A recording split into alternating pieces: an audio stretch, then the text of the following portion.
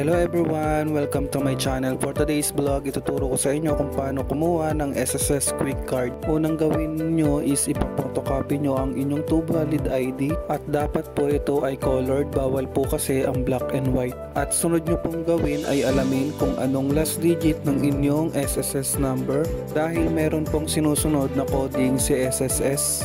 Narito po ang mga listahan ng SSS coding bago kayo magpunta sa SSS branch. At susunod nyo pong gagawin ay alamin kung saan na branch ng SSS ang nagre-release ng SSS Quick Card. At narito po ang mga listahan ng branch na nagre-release ng SSS Quick Card.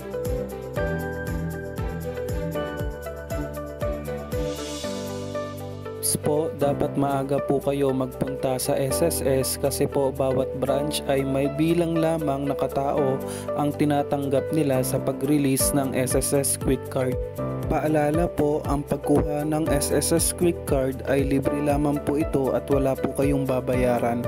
At dapat po nabubuksan nyo po ang inyong SSS account sa Google Chrome kasi tatanungin po yan doon sa SSS at ipapakita nyo po sa kanila ang inyong SSS account. At kung kumpleto na ang inyong requirements, pwede na kayo magpunta sa SSS branch kung saan kayo malapit. At within the day, sa pagpunta mo sa SSS ay makukuha mo na agad ang iyong SSS Quick Card. So hanggang dito na lang yung ating video mga kaibigan. Sana meron kayong natutunan sa ating tutorial. Maraming salamat sa panonood.